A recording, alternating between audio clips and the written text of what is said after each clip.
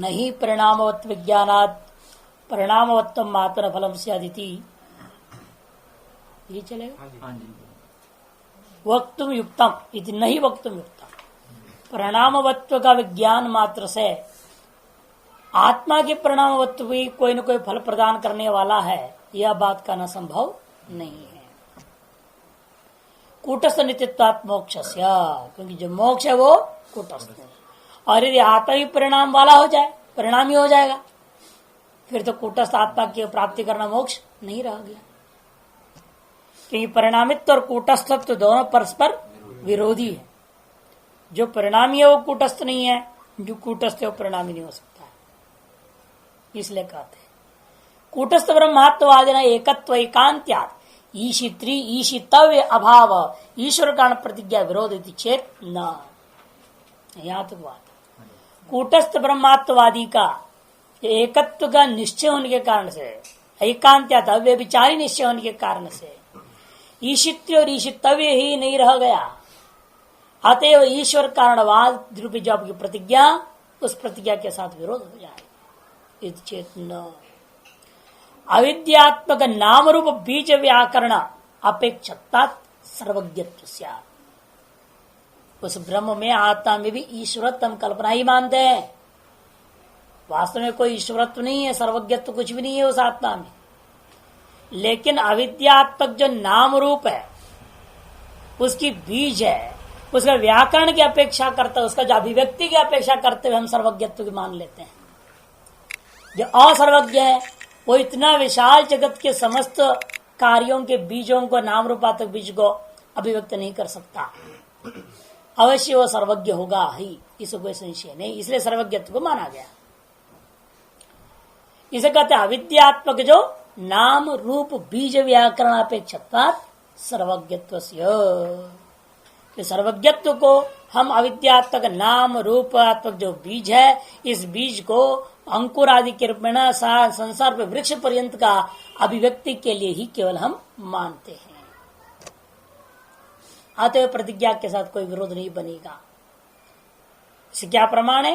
तस्माद वै तस्माद आत्मनाकाश संभूत इत्यादि वाक्येभ्यो नित्य शुद्ध बुद्ध मुक्त स्वरूपात सर्वज्ञात सर्वशक्तिर ईश्वरात जगत जनि स्थिति प्रलया न अचेतनात् प्रदानाद्य अन्यस्माद्वा इति येषोर्थ प्रतिज्ञातः जन्माद्यस्य तहि सूत्र है। जन्माद्यस्य तहि सूत्र में जो है स्पष्ट ही कहा गया है कि तस्माद वै तस्माद आत्मना, ऐसा कह करके उस आत्मा से लेना पहले शुद्ध ही, लेकिन आकाश संभूत कह देने से सर्वज्ञत्व और सर्वशक्तिमत्व भी उसमें मानना पड़ेगा, क्योंकि शुद्ध से जगत की उत्पत्ति हो नहीं सकती। शुद्ध में जब कोई शक्ति नहीं, कोई माया नहीं, कुछ भी नहीं यदि मानोगे, ऐसे जो विशुद्ध वस्तु से कोई चीज की उत्पत्ति नहीं हो सकती है। इसलिए वहां नित्य शुद्ध बुद्ध मुक्त स्वरूप वाला तो लिया, लेकिन बाद में उसमें सर्वज्ञात सर्वशक्त है ईश्वरात, और सर्वज्ञ सर्वशक्तिमान ईश्वर रूपी आत्मा ही लेना, उससे जो है जगत का उत्पत्ति स्थिति और प्रलय कहा गया। न अचेतनात् प्रदानात् अन्यस्माद्वा, अचेतन प्रदान से भी नहीं या अन्य किसी कोई कारण से भी नहीं। यदि येषो अर्थ प्रतिज्ञात, यही अर्थ हमने जन्माद्य सूत्र में प्रतिज्ञा किया है। सा प्रतिज्ञा तदवस्थैव न तद्विरुद्ध अर्थ पुनरिय उच्यते, और वह प्रतिज्ञा तदवस्था ही रह जाता है, उसकी विरुद्ध यहाँ पर हम कुछ भी कथन नहीं कह रहे हैं। यदि अनन्यत्व कहने का तात्पर्य को समझेंगे तो कोई विरोध नहीं रहेगा। यदि अनन्यत्व समझेंगे नहीं और गैर कार्य और कारण अनन्य, तो कारण भी कार्य रूप ही है, आदि कारण भी जड़ हो जाएगा, अचेतन हो जाएगा, नित्य हो जाएगा, परिणामी हो जाएगा इत्यादि जो बोलते हैं वो बिना सोचे समझे बोलते हैं, अनन्यत्व का तात्पर्य समझते नहीं है। इसलिए समझाने के लिए आरंभ करते हैं। खत्म न उच्चते, अरे आप क्यों नहीं कह रहे हो यहाँ पर विरुद्ध बात? अवश्य कह रहे हैं यहाँ विरुद्ध बात। अत्यंतम आत्मन एकत्वम अद्वितीय पूर्वता, क्योंकि अत्यंत ही आत्मा में आपने एकत्व और अद्वितीयत्व माना, और अब यहाँ करके कार्य के साथ अनन्यत्व कह रहे हो। क्यों कह रहे हो? कैसे कहते हो आप ये बात? और कह रहे विरोध भी नहीं। बड़े विचित्र आदमी है। नहीं, विरुद्ध बात कह भी रहे हैं और कहते हैं कि विरुद्ध में नहीं बोल रहे हैं। ये कैसे होगा? प्रश्न पूछा। श्रृणो यथा नोच्यते, सुनो क्यों मैं कह रहा हूं कि यहाँ कोई विरोध, इसमें विरोधी बात में नहीं कर रहा हूं, प्रतिज्ञा के विरुद्ध में मैंने इस अधिकरण में, इस सूत्र में कोई विचार प्रकट नहीं किया है। वो कैसा, यह बात सुनो। सर्वज्ञ से ईश्वर से आत्मभूत इव अविद्या कल्पित नाम रूप है, इव जोड़ दिया इसलिए सर्वज्ञ ईश्वर के मानो ये आत्मभूत है। कौन? अविद्या। उस अविद्या से क्या करता है? कल्पित कर दिया। कौन सा? इस नाम रूप जगत। हर लेकिन इसलिए, जिसलिए वो कल्पित है, इसलिए है तत्न्वत्वाभ्याम निर्वचनीय है। संसार प्रपंच बीजभूत है। सर्वज्ञ से ईश्वर से माया शक्ति प्रकृति स्मृति और अभिलप्य थे, इसलिए मानना पड़ेगा नाम रूप कैसा है? तत्व और अन्यत्र रूपेण उसका निर्वचन भी नहीं हो सकता। ये ऐसा है, ये वैसा है, सत या असत, सद असत विलक्षण या सद सद उभय। ये चतुष्कोटि से कोई पांचवी कोटि हो नहीं सकती है, और ये चारों कोटि से कोई कोटि नहीं हो सकता। यही वसुबंधुकार ने पकड़ लिया इसी बात को। नवीन बौद्ध जो वसुबंधु बुद्ध भगवान के अवतार माना जाते हैं, उन्होंने पूरा अद्वैत वेदांत और जो है बुद्ध मत को एक कर दिया, कोई अंतर रहने नहीं दिया। उन्होंने शून्य का लक्षण बदल दिए, वो क्षणिकम का लक्षण बदल दिया। क्षणिक मतलब ये नहीं है कि जो एक क्षण रह गया, नहीं, यावत वस्तु की अवस्थान है तावत पर्यंत का नाम एक क्षण है। जैसे आपका अपने शरीर का जन्म से लेकर मरण तक की जो 60 साल 70 साल 100 साल जो भी होगा, वो पूरे का मैंने कहा कि एक क्षणिक कहा उन्होंने, तब तक स्थिर रहने का नाम, ऐसा लक्षण बदल दिया। शून्यम का लक्षण बढ़ दिया, पूर्णम कर दिया उसको। जो हम लोग पूर्ण कहते उसको उन्होंने शून्य बराबर रख दिया उसको। जो जो पूर्णम में आपका लक्षण है वो सब कुछ उनके शून्य में लक्षण में है। और यहाँ वो भी आप चार भेद मानते हैं, निर्गुण निराकार, सगुण निराकार, सगुण साकार सूक्ष्म, सगुण साकार स्थूल। वो भी उन्होंने चार अलग अलग नाम, परिनिष्पन्न, परिक्लिष्ट इत्यादि अलग अलग नाम से ले लिया उन्होंने, है वो भी चार मान लिए। अब क्या फर्क रह गया वेदांत और बौद्ध में? और फिर और आगे बढ़ करके वो भी उन्होंने अविद्या माया को भी माना, उसका नाम रख दिया स्मृति, बस नाम बदल दिया। Old wine in new bottle वाली कहानी है, नाम बदल बदल करके प्रस्तुत कर दिया चीज को। और जो आप ब्रह्म कहते हो, कहते विज्ञप्ति मात्रता, विज्ञप्ति मात्र, उसमें भी ता जोड़ दी, भाव, अर्थात अन्य कुछ है ही नहीं। जैसे आप कहेंगे गोत्व जाति, तो पूरे पिंड में कहीं भी देखोगे तो सर्वत्र गोत्व ही माननी पड़ेगी ना। ये नहीं कि कहीं ना कहीं हम आश्वत्व आ जाएगा क्या, सर्वत्र गोत्व ही होगा। वो त्व तल प्रत्यय अभिव्याप्ति को बताता है।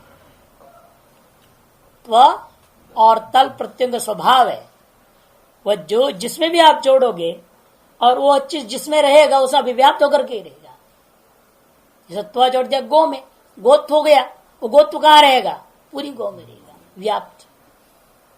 मनुष्य के साथ त्व जोड़ा, मनुष्यत्व, तो पूरी में रहेगी।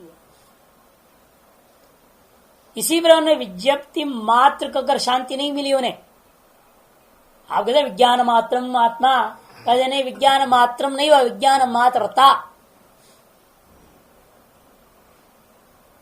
अभिव्याप्ति दिखाया।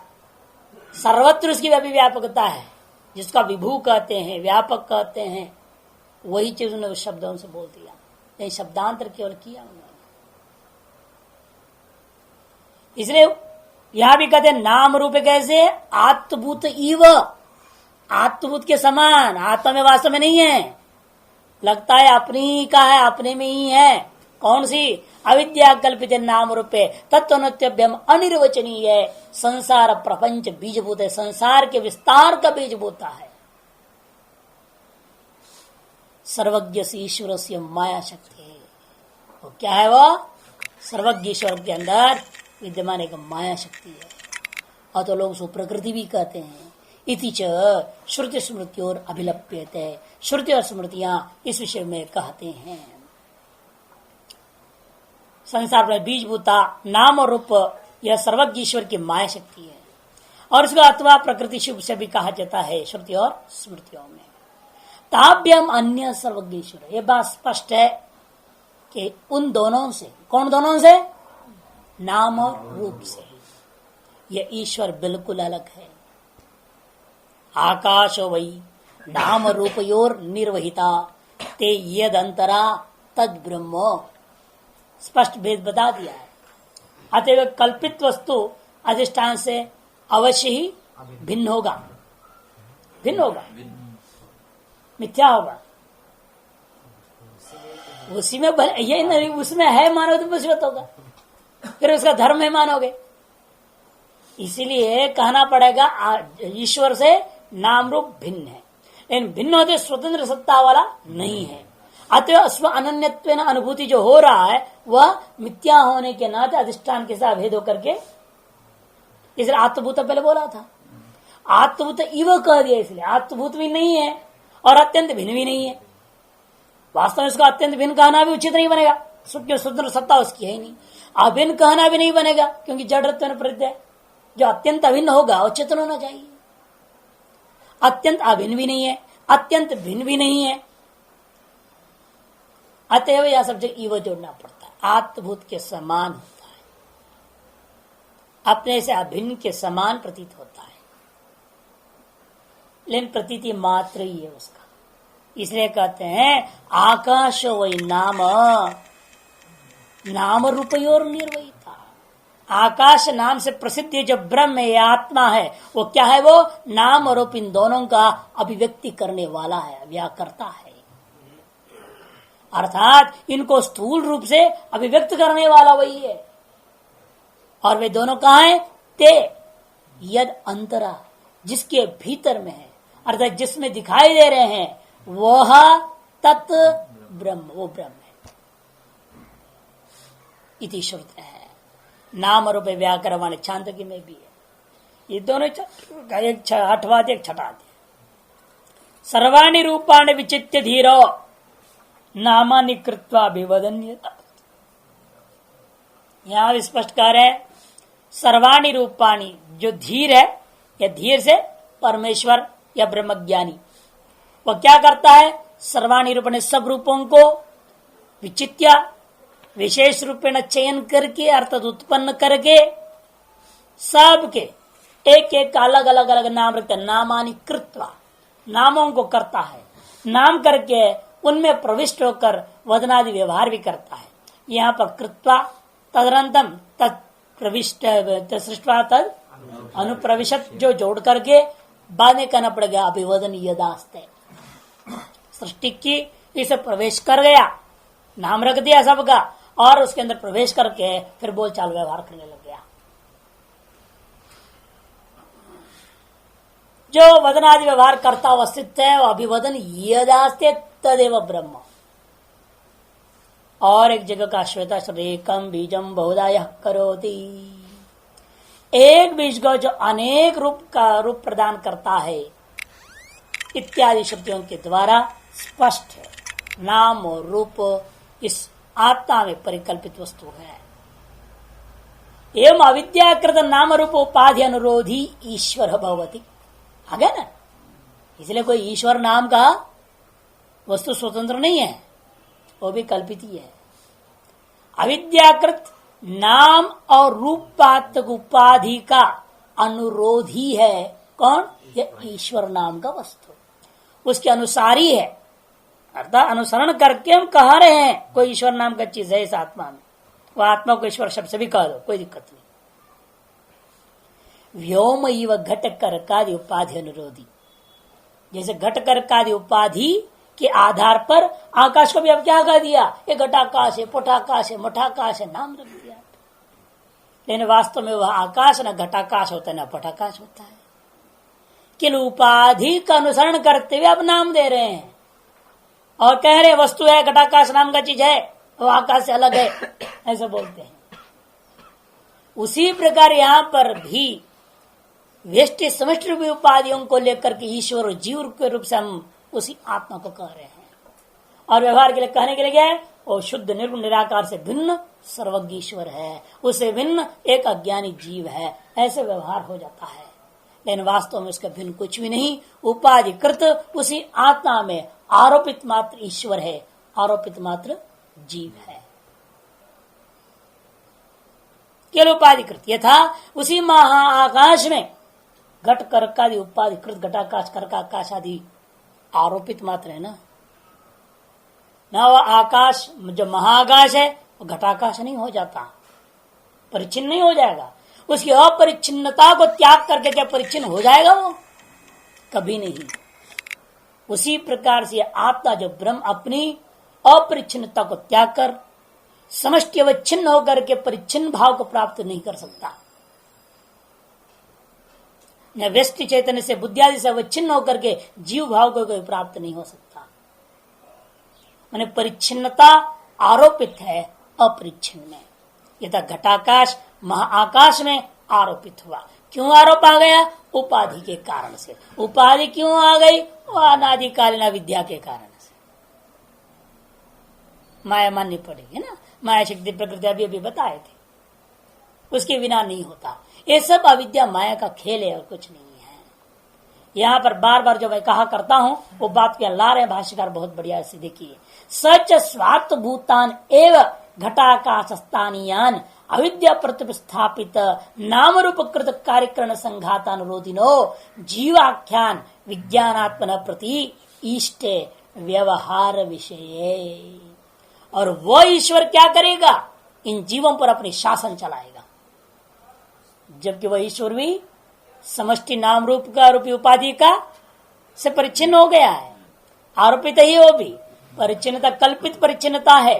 अविद्याकृत नाम रूपोपाधि के आधार पर आपने ईश्वर माना और उस ईश्वर में इतना दम आ गया, अन्य उपाधियों से होने वाले अन्यों के ऊपर वो अपना शासन चालू कर दिया। स्वात्त भूतानेव, इसलिए कहते हैं ये जीव कहाँ है? कहीं अन्यत्र नहीं है। जैसे पहले आत्मभूत अविद्या माया हो गया नाम रूप, और उसको लेकर अविद्या माया मान लिया, और उसी को लेकर के ईश्वर है वो भी आत्मभूत ही है। और जीव कहाँ है? ये भी आत्मभूत ही है। इसलिए कहते स्वात्त भूतान एव घटाकाश स्थानीयान अविद्या प्रत्युपस्थापित नाम रूप कृत कार्यकरण संघातानुरोधिना। अविद्या से ही ये भी उपस्थापित है। वो समष्टि रूपेण उपस्थापित किया था अविद्या ने, और वही अविद्या ने व्यष्टि रूपेण कोई अन्य चीजों को उपस्थापित कर दिया। जैसे एक बहुत बड़ा ड्रम ले लो और ड्रम के अंदर भी क्या कर देना? छोटे छोटे बोतल भर देना, अनेकों डिब्बे डाल दो उसके अंदर। उन डिब्बों की अपने अपने आकाश है ना, कोई आधा किलो, कोई 1 किलो, कोई जो है 100 ग्राम, कोई 200 ग्राम का डिब्बा होगा, कोई 10 ग्राम का डिब्बा होगा, सारा आपने डाल दिया तत्तदवच्छिन्न। ये सब है कहाँ? वो बड़ा ड्रम के अंदर ही तो है, बाहर तो है नहीं। उस तरह से यहाँ पर एक ईश्वर को पहले आपने बड़ा ड्रम जैसे मान लिया, उसके अंदर अनेकों जीव हो गए, उसके भीतर ही है। और ईश्वर भी कहाँ है? वो महाआकाश में ही है। महाआकाश में एक बड़ा घटाकाश हो गया, उस बड़े घटाकाश के अंदर अनेकों अन्य छोटे वस्तुओं का तत्तदवच्छिन्न आकाश जैसे हो जाए। उसी प्रकार यहाँ पर भी है। स्वात्तभूतान एवं घटाकाशस्थानीयान अविद्या प्रतिष्ठापित नाम रूप कृत कार्यकरण संघात। नाम रूप से ही कृत यह कार्यकरण संघात है। इसके अनुरोधिनो जीवाख्यान, इसके अनुसारी जो जीव हैं उन लोगों पर शासन करता है, जिसका विज्ञानात्मनः प्रति, इन विज्ञान आत्माओं के प्रति स ईश्वर ईष्ट, वो शासन करता है।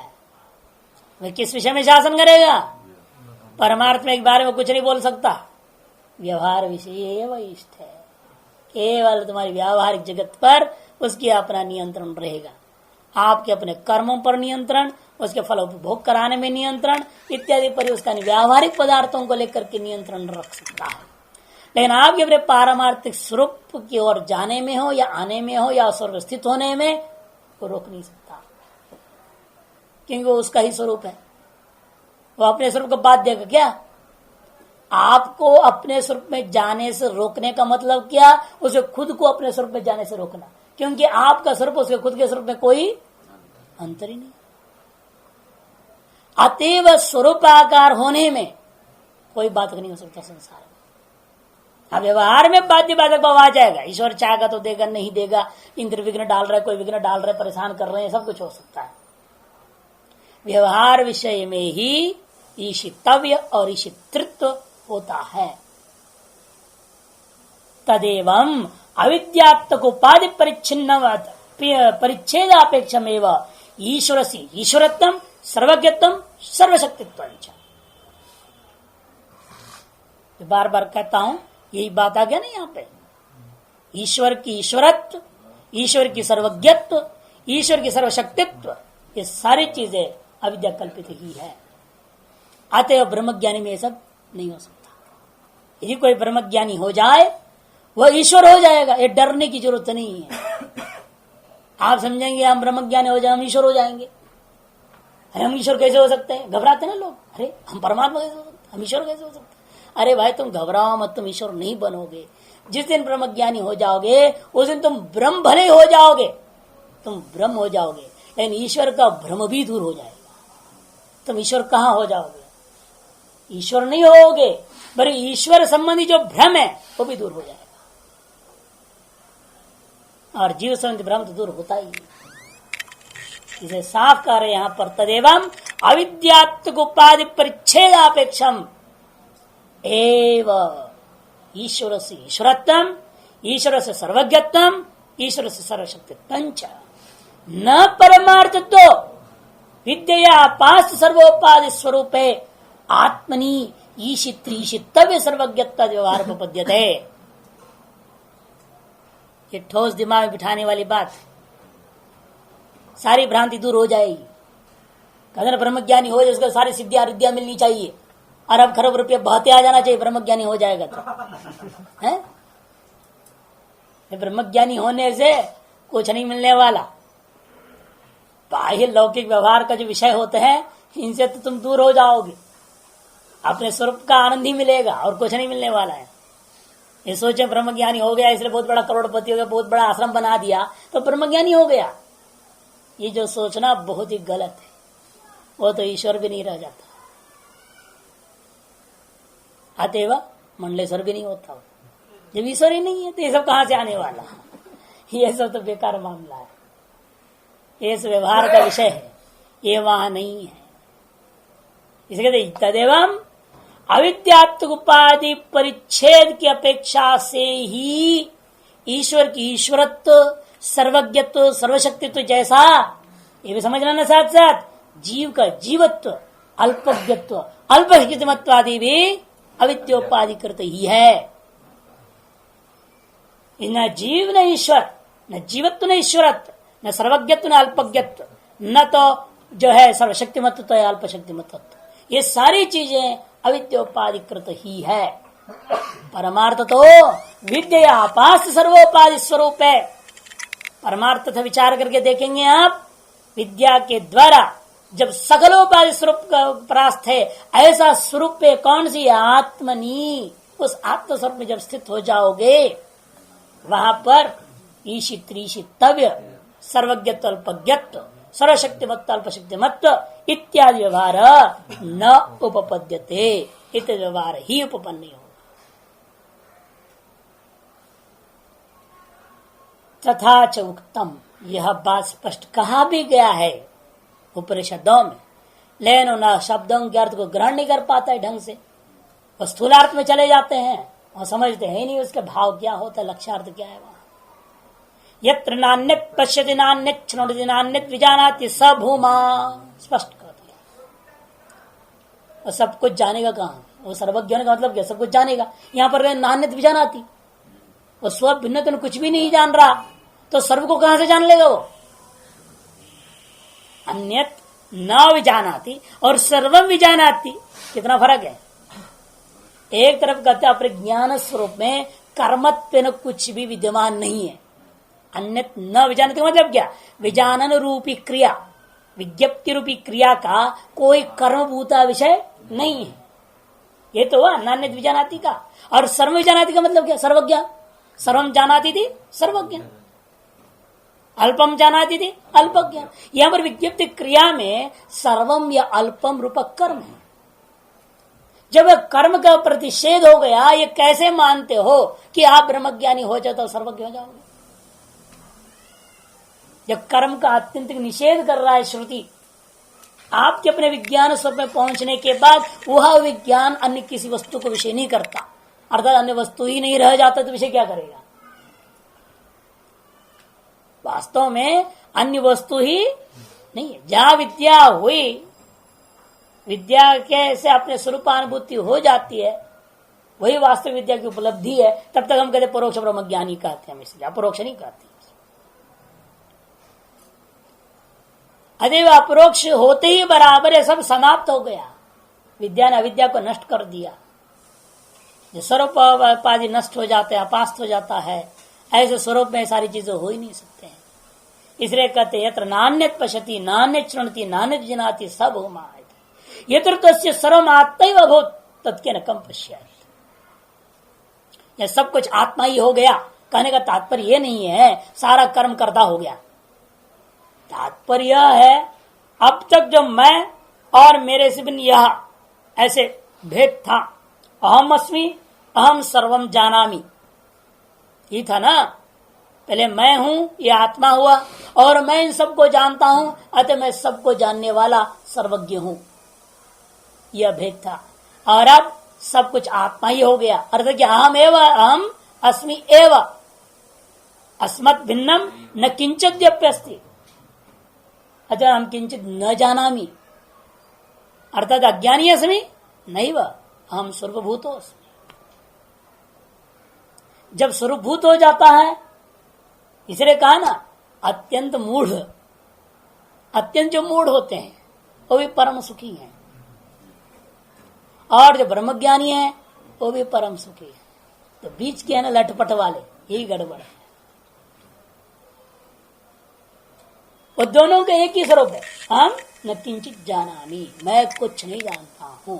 यही आप सुषुप्ति में जब जाते हो तब भी तो ये बोलते हो, न किंचित दवेदिशम अहम सुखम अस्वाप्सम न किंचित तवेदिशम। यही होगा उस समय ब्रह्म ज्ञान के बाद, ब्रह्मानुभूति जब होती है, आप जब ब्रह्म स्वरूप स्थित होगे, आप यही कहोगे मैं कुछ नहीं जानता। यही जानते हो तो समस्या खड़ी हो जाएगी। इसलिए आपने अपने से भिन्न कोई वस्तु को मान लिया तो अविद्या का कार्य हो गया। अजय ब्रह्मज्ञानी मैं विद्वान हूं तो समझो कि उसे बड़ा मूर्ख नहीं है, ब्रह्मज्ञानी ही नहीं है। कि यदि अपने आप को विद्वान मानने का मतलब क्या, किसी न किसी विषय का विद्वान होगा, चाहे वेदांत का विद्वान होगा, न्याय का विद्वान होगा, मीमांसा का होगा, सांख्य का होगा, किसी न किसी का विद्वान होगा। और जिसका होगा वो अपने से भिन्न विषय मान लिया है तो फिर चौपट हो गया मामला। इसीलिए कहा है ब्रह्म ज्ञान में किसी चीज की भी अहंकार हो ही नहीं सकती, अहंकार ही मिट जाता है, खत्म। अविद्या गई तो सारी चीजें नहीं, वहां कुछ भी नहीं है, सब चीजें। एवं परमार्थ अवस्थायाम सर्वव्यवहार अभावम वदंती वेदांता सर्वे। इसलिए परमार्थ अवस्था में सारे वेदांत शास्त्र का एक ही उद्घोष है, वहां पर कोई व्यवहार नहीं रहेगा, किसी भी प्रकार का व्यवहार नहीं है। सर्वव्यवहार अभावम एव वदंती वेदांता सर्वे। तथा ईश्वर गीता स्वपि, इसी प्रकार भगवत गीता में भी ये बात कही गई है, न कर्तृत्वम न कर्माणि लोकस्य सृजति प्रभो न कर्म फल संयोगम स्वभावस्तु प्रवर्तते नादत्ते कस्यचित् पापम न चैव सुकृतं विभुः अज्ञानेन आवृतं ज्ञानं तेन मुह्यन्ति जन्तवः। न कर्तृत्वम न कर्माणि लोकस्य सृजति प्रभुः। ये जो परमेश्वर है लोकों माने प्राणियों के अंदर न कर्तृत्व का सृष्टि करता है, न उनके कर्म, और न तो उनके कर्म फल के साथ संबंध ही जोड़ता है, केवल उनके अपनी अविद्या रूपी स्वभाव के कारण से सब कुछ होते जा रहा है। जो कहता है मैं करता हूं मेरे कर्म है, उसके अपनी खुद की अविद्या के कारण से और किसी कारण से नहीं है।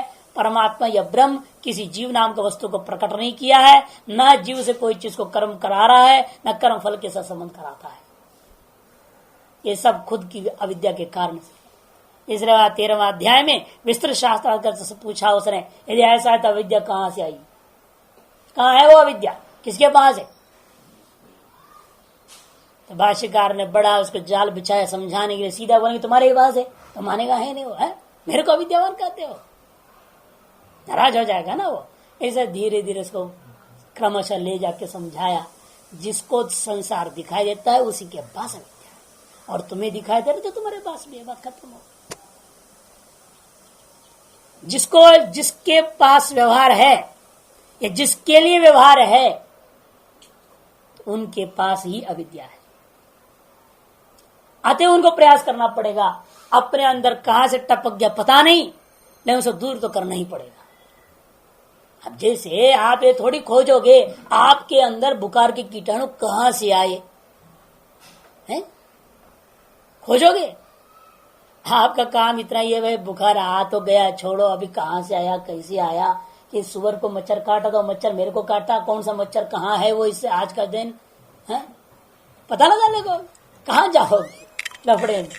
आप यही तरीका आपके पास रहता है, बस उस बुखार के इंजेक्शन दो, भगाओ, बस छुट्टी, दवाई खाओ और उसको भगाओ। हाँ, जानना जरूरी है कि ताकि आगे हम सतर्क रहें। इसलिए शास्त्रों की प्रवृत्ति 4 भागों में बांट दिया। हे तो हो, हानम हानोपायश्चेति, 4 ही भाग है। योग सूत्रकार तो बड़ा विस्तार पर इस पर बोले ही हैं, तो अब शायद आप लोग सुनेंगे भी दोबारा योग सूत्रों को। कुछ लोगों को दोबारा हो जाएगा, सुनना चाहेंगे तो, और कुछ लोगों के लिए तो जो नवीन लोग हैं उनको तो बहुत लाभ हो जाएगा। बहुत ही महत्वपूर्ण ग्रंथ। हम तो ये समझते हैं सभी दर्शनों में से वेदांत तो लास्ट में है, वो तो मुक्ति का मामला है, लेकिन वास्तव में व्यक्ति को समझना है अध्यात्म क्या है, साधना क्या है, तो वो योगी सूत्र से ही समझ में आती है। बिना योग सूत्र को कुछ नहीं समझ में आएगा। योग सूत्र एक ऐसी कड़ी है संसार और वेदांत का बीच का कड़ी, और बाकी चीजें तो बाद में, बुद्धि का खेल है, वो सब तो तर्क प्रधान है, उसे न साधना है न सीधा ज्ञान की बात करते हैं, वो केवल जो तर्क के आधार पर घसीटते रहते हैं आपको। और दूसरे नंबर में उपयोगी यदि है तो मीमांसा, क्योंकि वो उपासना कर्म के बारे में जागरूकता लाता है, किस प्रकार क्या कैसी होती है। से योग और मीमांसा मुक्ति का महत्वपूर्ण, इसलिए यज्ञ न दानी न तपसा अनाशके लिया ना वहां पर, कहीं भी तर्क ने नहीं कहा, बल्कि तर्क को निषेध क्या, नैशामति तर्के ना अपने। इसे तर्क प्रधान ग्रंथों को तो भाई सबसे पहले पढ़ लेना, क्योंकि उसको जल्द से जल्दी छोड़ना है ना, हमें उसको त्यागना है, इसको पहले पकड़ लो फिर त्याग दो, और बाद में इसमें आ जाने से थोड़ा सुविधा होता है, तब समझ में आती है शुष्क तर्क और अनुभूति विशेष साधना में अंतर क्या है, तभी समझ में आती है। इसलिए हम हमेशा जब पढ़ाते हैं तो लघु सिद्धांत फिर तर्क संग्रह ये सब पढ़ा उड़ो करके न्याय वगैरह कर देते हैं, वैशेषिक कर देता हूँ, मीमांसा भी कुछ पढ़ाता हूँ, सबके बाद सांख्य में, फिर योग में, अंत में वेदांत। ये क्रम इसलिए हम लोगों ने रखा है। पहले तर्क में अपने बुद्धि को तीक्ष्ण भी कर लेना आवश्यक है, तर्क जो है बुद्धि को तीक्ष्ण कर देना, जगा देते आदमी को, सोचने के लिए मजबूर करता है, इसलिए भी आवश्यक है बिल्कुल, लेकिन आरंभिक अवस्था में। इसलिए हम लोग पूरे 6 दर्शनों का एक ग्रंथ 2 ग्रंथ पढ़ के तब वेदांत में जाते हैं। अन्य जो है कोर्सों के जैसे यहां नहीं चलता है ना, वो तो सीधे ही पकड़ा दिया, लो भाई तुम आत्मा है, खत्म बात, छुट्टी है ना, आत्मबोध पकड़ा दिया और हो गए तुम ब्रह्म ज्ञानी। ऐसा नहीं होता है। जो वहां से आया कचड़ा से तो आया ना, वो संसार के वहां कूड़ादान है, वहां से निकल के मुश्किल से तो वो आया इधर, और इधर उसकी जो नहलाए धुलाए बिना जो है तुम सीधे ब्रह्म कह दो तो कैसे चलेगा। अरे पहले तो उसको शुद्धिकरण करो, ठीक ठाक करो उसको थोड़ा, है कि नहीं। जो कच्चा माल इस अध्यात्म फैक्ट्री में आ गया है, वो कच्चा माल को सीधा तुम जो असली माल कह दो तो कैसे चलेगा। कच्चा माल का तो बनाना पड़ेगा ना ढंग से, बेचने लायक।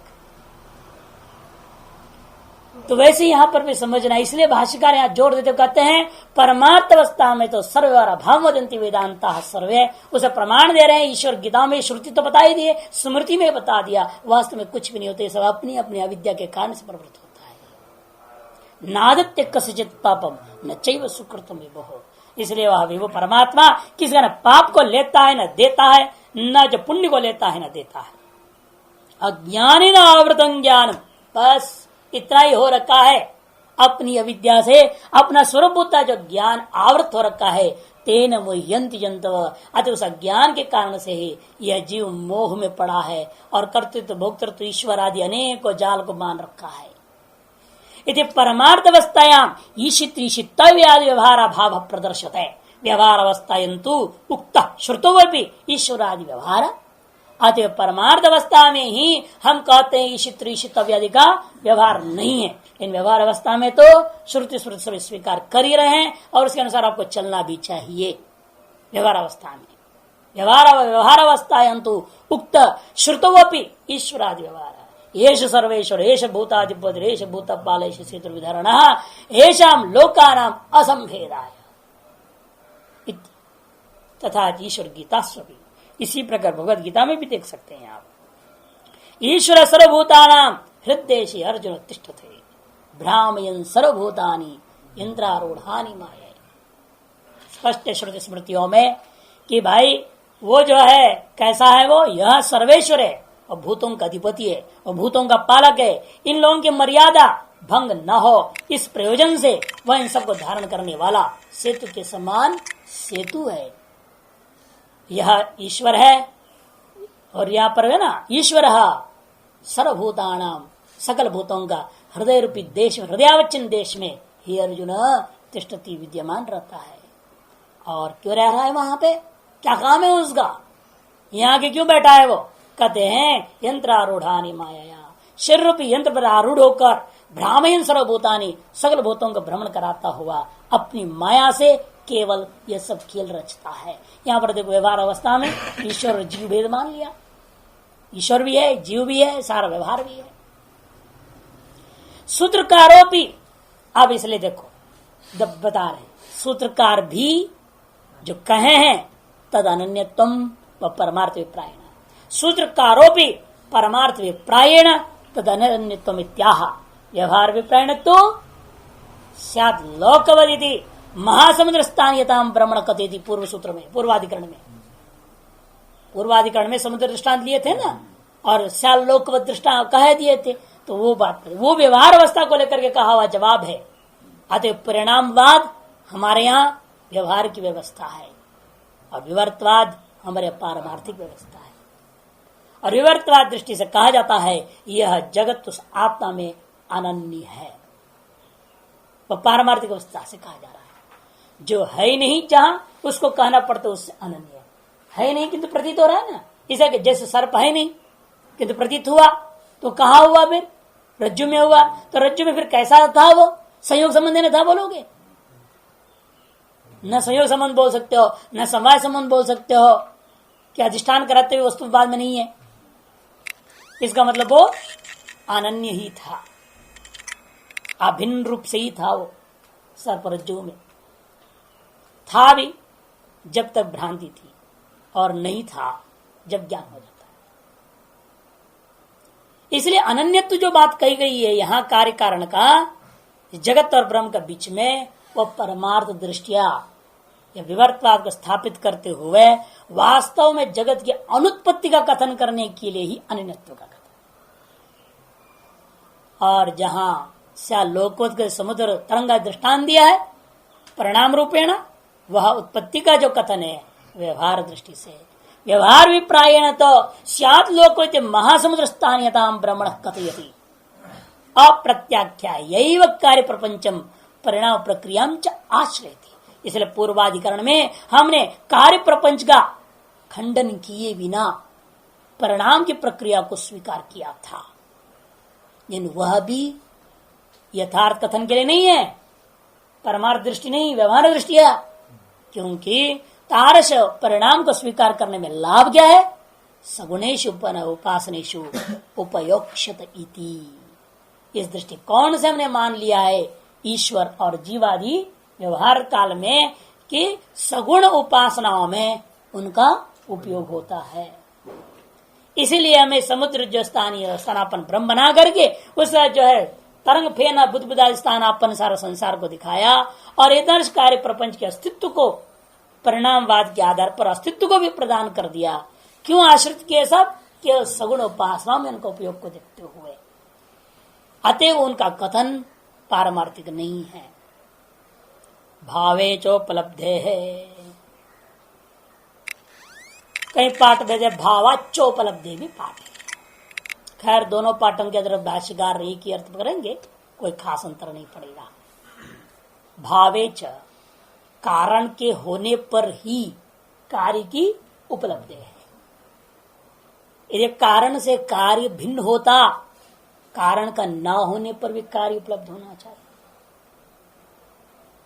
या निमित्त कारण की बात नहीं कर रहे हैं, उपादान कारण। इसे निमित्त कारण का व्यतिरिक्त दृष्टांत बनेगा। यथा निमित्त कारण देखो, कार्य से भिन्न है या नहीं? निमित्त कारण से भिन्न कार्य रूपा घट है, अतः कुड़ाल मर जाता है तो भी कुड़ाल की तरफ बनाया हुआ घट जिंदा रहता है।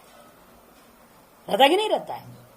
कि निमित्त कारणों में देखा गया है कि वह कारण से भिन्न कार्य हुआ करता है, अतः कारण के अभावे भी कार्योपलब्धि होता है। लेकिन उपादान कारण में कारण भावे एवं कार्योपलब्धि नान्य था। कारण गया तो कार्य भी गया। आप तंतु को जला दीजिए और कहिए अभी कपड़ा है, रहेगा? आपने जिन धागों से कपड़ा बना था उन धागों को जला दिया और फिर भी कपड़ा वैसे के वैसे रह गया, हो सकता है क्या? असंभव। इसलिए उपादान कारण में क्या नियम है?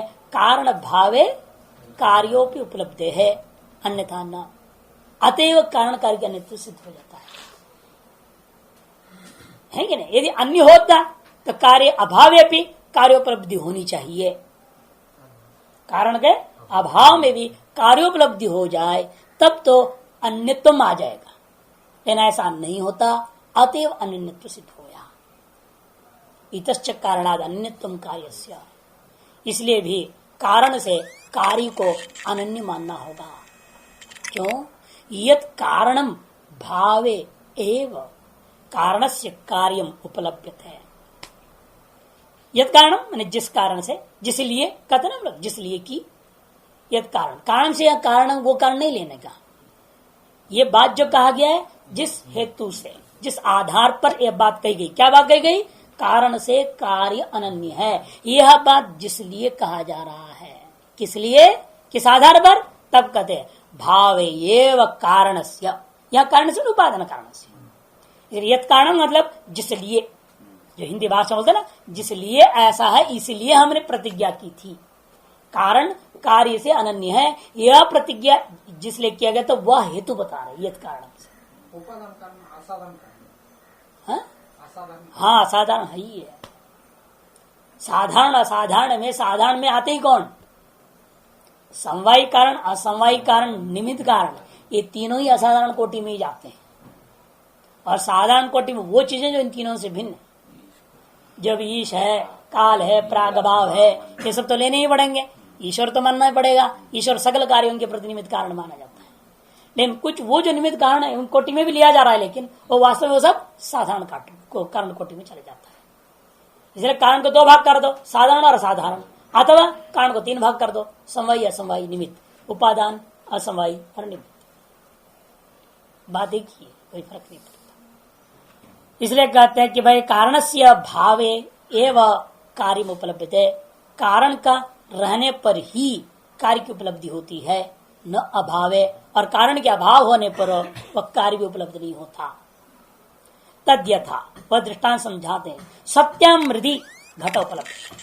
यदि मृत्तिका है तो घट के अनुभव में आएगा, यदि मृत्तिका ही नहीं है तो घट भी नहीं रह जाएगा। सत्सुच तंतुषो पट, और तंतु है तो पट है, और तंतु नष्ट हो जाए तो पट भी खत्म।